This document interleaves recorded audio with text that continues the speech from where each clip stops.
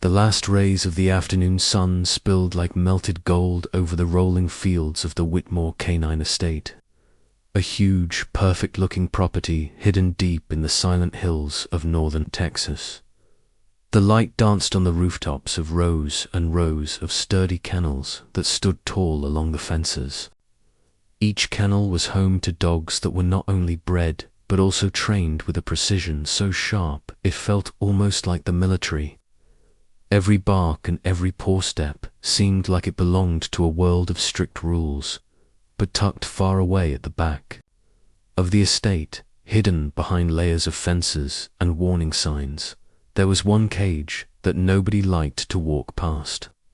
People looked at it from a distance, whispered about it, and hurried on. Inside that enclosure lived Max, a huge, powerful German shepherd whose eyes glowed with a cold light and whose very presence made even the bravest feel uneasy. His reputation was darker and more dangerous than the jagged scars crisscrossing his muzzle. Max was not the kind of dog who barked for attention. He growled like thunder. He didn't chase playfully. He attacked with purpose. 3 skilled trainers had already tried their best to change him over the last 6 months, but one ended up with a shattered arm and 2 others left covered in stitches and fear. Even so, Mr. Whitmore, the tech billionaire who had once been the talk of every newspaper but now chose to live hidden from the world, never once agreed to put Max down or give him away. Everyone on the estate wondered why he held on to such a dangerous animal. The whispers only grew until one curious worker caught sight of an old, faded photo on a shelf in Whitmore's dark office. A little boy, no older than 8, sitting on a wooden doorstep, hugging a German shepherd that looked exactly like Max. The caption under the picture read in crooked letters, "Me and Duke." 1965, people knew Mr. Whitmore as a hard man, someone impossible to read, someone whose silence felt heavier than words. But around dogs, his eyes softened, his voice calmed. They were his only link to something warm, something human. They were his last connection to a past that mattered. So on that chilly evening, with a gust of wind ruffling his silver hair as he stood by Max's fence, Mr. Whitmore made a promise himself: $1 million to whoever can make Max trust people again. Not just obey, but truly trust.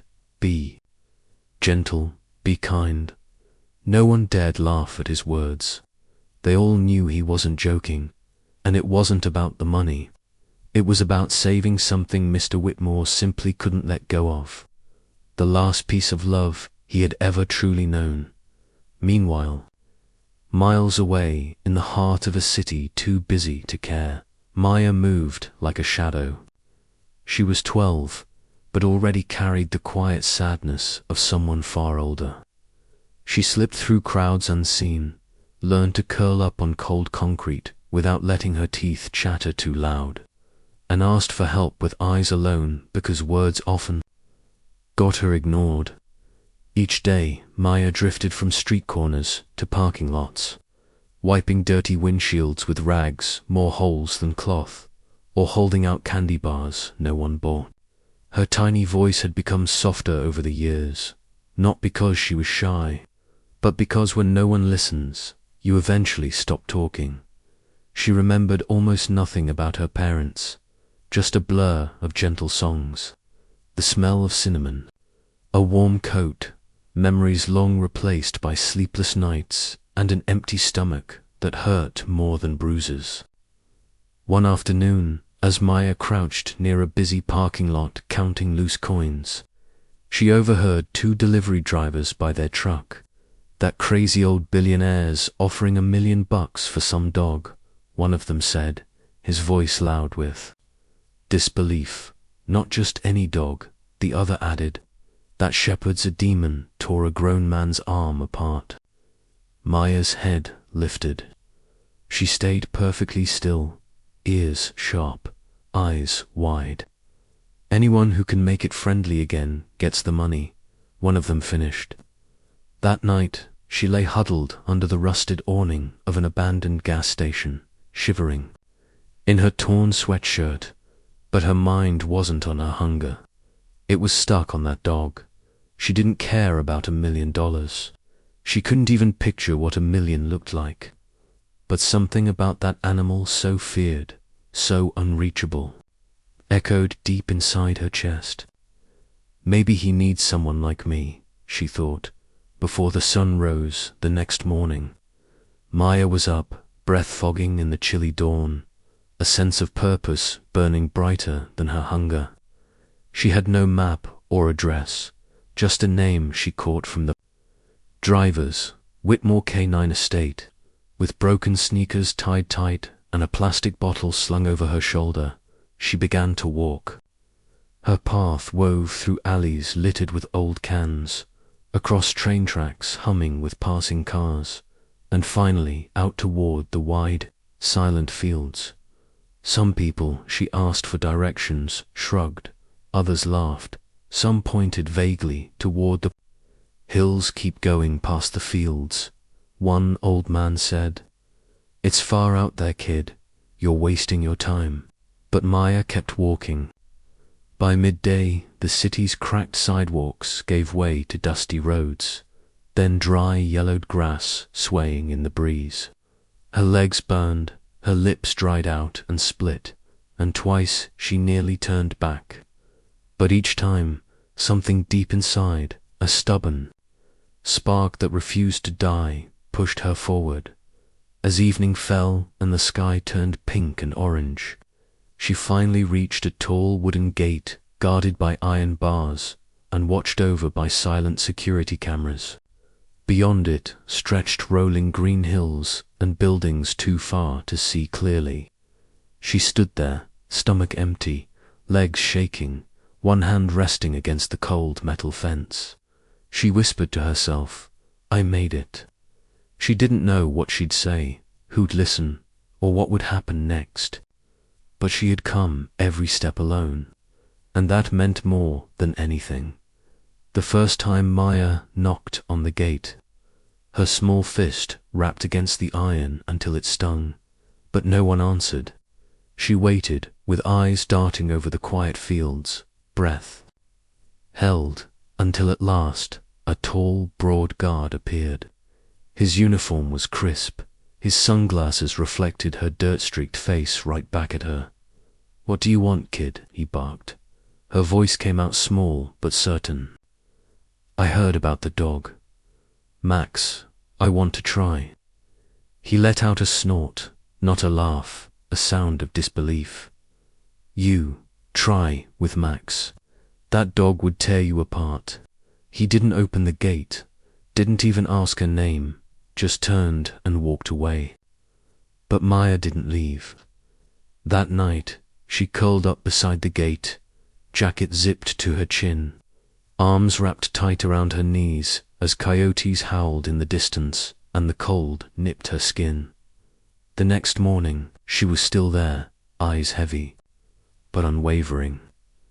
When the same guard came out, he barked, "Still here. Go home." "I don't have one," she said softly. By the third day, the staff whispered about her, the girl who refused to leave. Someone quietly slipped her half a sandwich. She ate every crumb carefully. By the fourth sunrise, she stood in the same spot, hair tangled, eyes steady. Another guard, older, kinder, spoke into his radio. "Sir, the kid's still here. She says she wants to meet Max." A pause, static crackled. Then a calm voice answered, "I'll be there in 10. The crunch of boots on gravel broke the dawn's silence.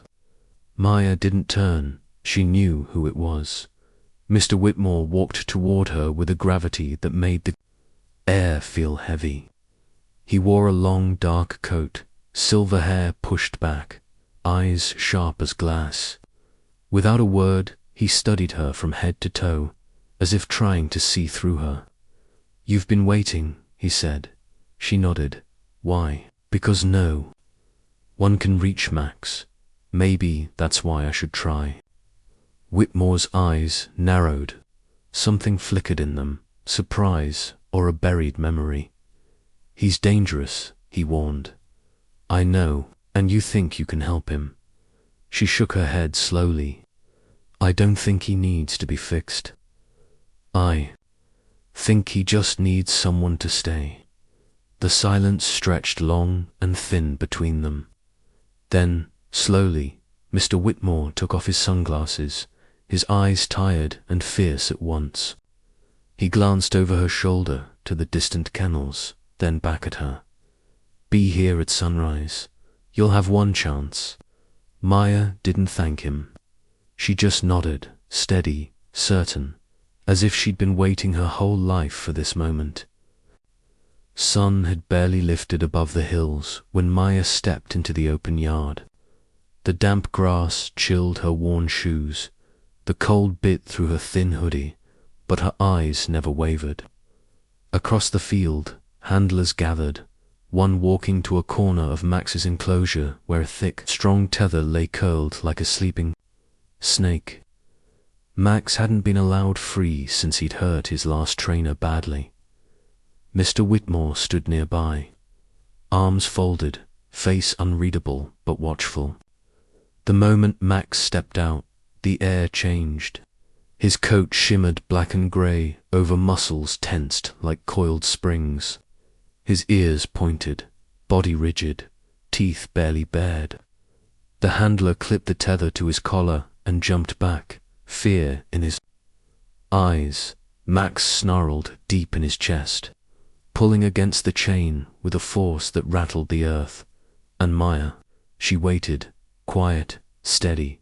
Present minutes past 10, maybe 15, Max had stopped barking, but his body still twitched with tension. He stood at the far reach of his chain, breathing heavily, eyes fixed on the girl, hoarfest to be afraid. Maya remained kneeling, hands resting gently on her knees. Her gaze wasn't on Max, not directly. She stared past him softly, Asif, giving him space to watch her, without feeling challenged. She didn't move, she hadn't even blinked too much. She just stayed. The handlers, at the edge of dyad, shifted uncomfortably. One whispered, we should pull her out. Another shook his head, watching Mr. Whitmore, whose arms were still crossed, but jaw now slightly unclenched. Then Max did something that made everyone freeze. He sat, not out of obedience, not out of training, but because, for the first time, he seemed. His ears twitched forward. His tail, still low, gave the faintest flick. Maya noticed, but didn't react. She implied. She simplied, slowly, very slowly, into her hoodie pocket, and pulled out a small half-eaten granola bar. She unwrapped it carefully and placed it in front of her, then moved her hand away. Max's eyes flicked to the food, then to her, then back to the food. Another minute. Pasadee stood again and took one cautious step forward, the chain clinking faint lithen.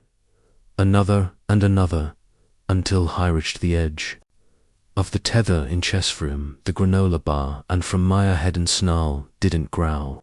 He just stood there, breathing heavily, his face in Chesfrim, hers. Maya lowered her eyes, never making direct contact, and whispered, just loud enough for only Max to hear. It's okay. I'm not here to make you do anything. I just want to be here.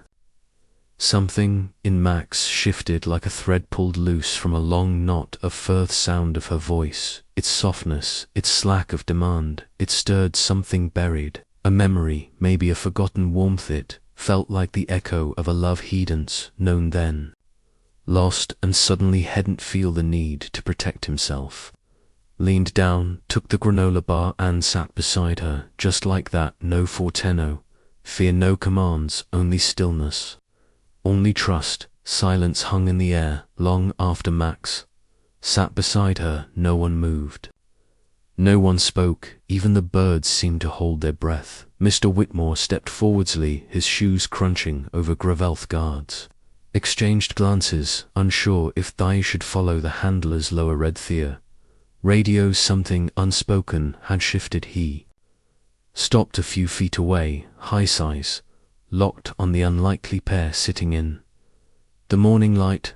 A stray girl and the dog. No one could reach you, did it? He said finally, voice low but clear. No one else has ever gotten close. You won. Maya turned her head toward him. Budstand, rise. $1 million is yours as promised. She looked down at Max's booty, now rested against her side, his breathing steady, almost calm. She stroked his back once, then stood slowly, brushing dirt from her knees. I don't want ceremony, she said. A hush swept across Thayard. Whitmore raised an eyebrow, but said nothing. Waiting. I want a room, Maya continued. Somewhere safe, a bed I won't get kicked out of in the middle of the night, 2 meals a day, and school. I want to go to school. Her voice didn't shake, but something in her eyes did. Just a flicker of vulnerability, quickly buried beneath the same steady calm that had tamed. Max Whitmore stared at her, as if trying to understand something far larger than what she'd said. That's all? He asked. She nodded. That's all. He looked past her to Max, whose eyes now followed his every movement, not with fear but with quiet alertness, then back to Maya. He exhaled slowly and spoke softer.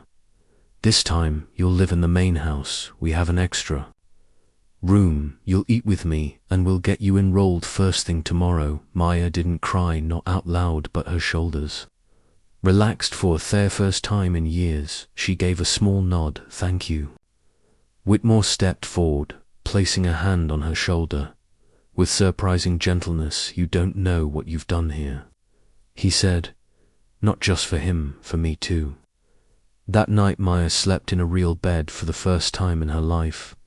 The mattress was soft, sheets smelled of lavender and thepalo cradled her head like it had been waiting for her all along. Her room was simple, a dresser, a small window, a desk with a lamp, but to her it felt like a palace. Outside the door, Max lay curled up, his ears twitching at every sound, as if guarding her from a world that had never been kind. He didn't bark, he didn't growl.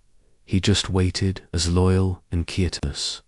The girl who had taught him trust again. In the room across the hall, Whitmore sat alone on the edge of his BD, the photo of me and Duke, 1965, in his hands. For a long time he stared at it, not with sadness this time, but with something close to peace. He whispered, "Tough photo."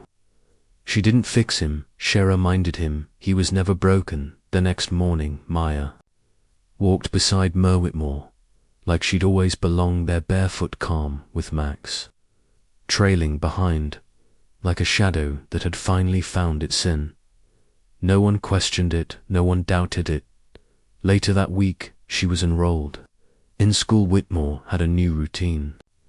No morning coffee, reading the paper, and packing a small lunch bag with Maya's name on it. Max would wait by the gate for her to return each afternoon, tail wagging like clockwork.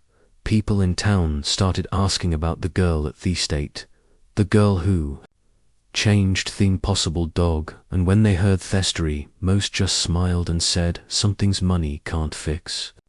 Because in Thand, it wasn't about the $1 million, it was about being seen, being safe. Bine believed in even just once, and some domestides, all it takes to change.